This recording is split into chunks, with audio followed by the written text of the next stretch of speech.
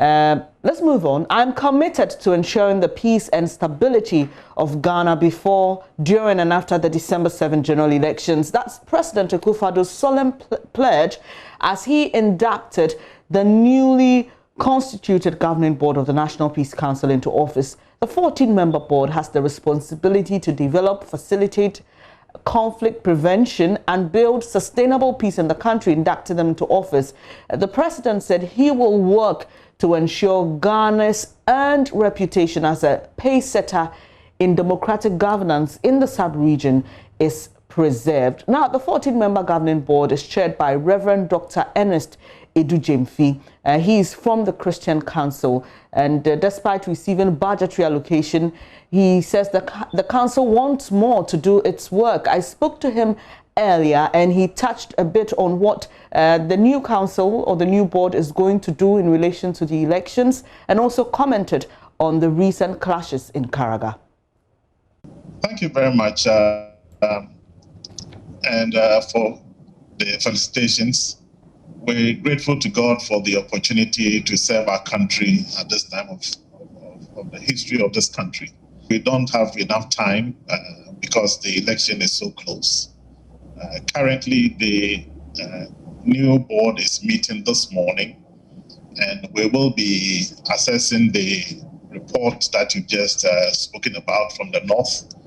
We will look at the issues that are involved, and also we'll be strategizing for the election that is ahead of us. We haven't had reports on activities of vigilantes per se, but we've seen violence on peace walks and other incidents between the two main political parties. What is your strategy going into the elections in making sure we don't see repetitions of these? Well, we still want to appeal to the political parties who signed this document to do the best they can to adhere to what they've signed to.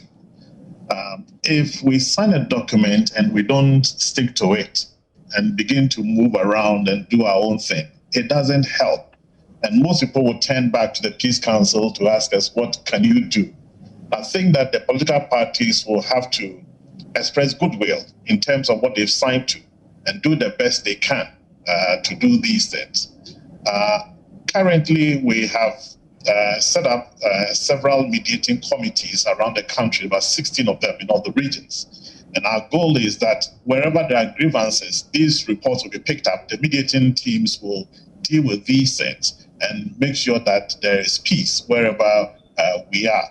Mistrust is at the heart of many election violence cases reported across the world and even in our sub-region.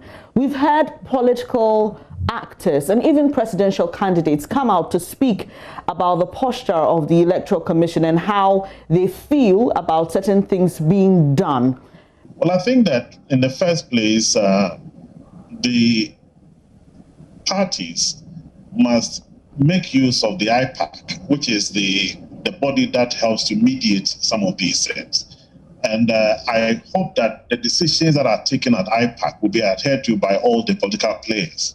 Sometimes it's interesting to note that in this field, the politicians can come to a meeting, sign to a document, agree to certain things, and as soon as they walk out of the meeting, they hold another press conference to make a statement which is contrary to what they've signed to.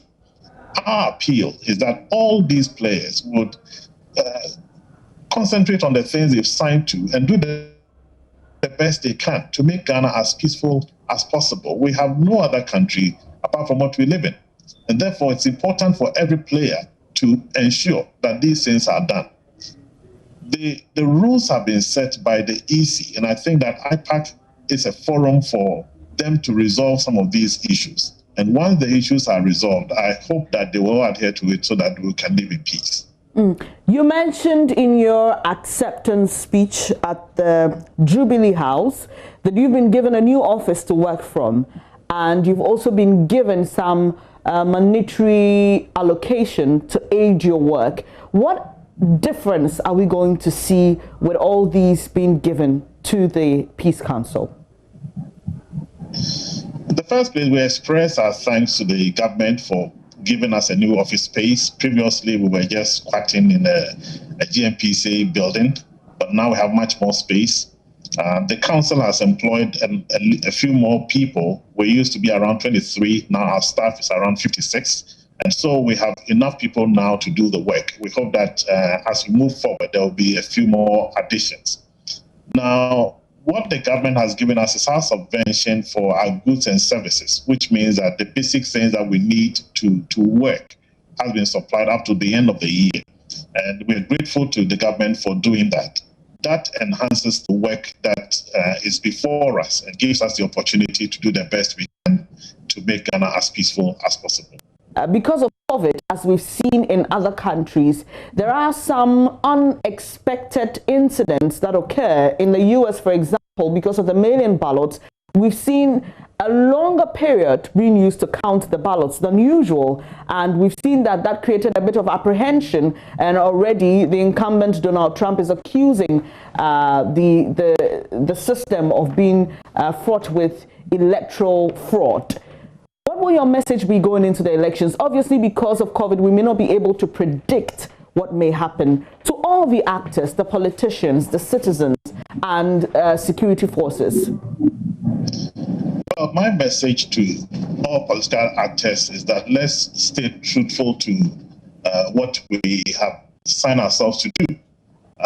The election day is set. We expect people to go to the polls to vote and vote quietly. And once they voted, they can either go home and come back later on to observe the counting. If they want to stay around, they stay far away so that people can vote freely without intimidation. We expect the security agencies to do the best they can to monitor all these things that are going on and to ensure that there will be peace in the run-up to this election and even during and after the election. My charge to Ghanaians is that let's do the best we can to peacefully go through this election process. At the end of the day, come back with a peaceful country. And to the security agencies and the conduct of your duties?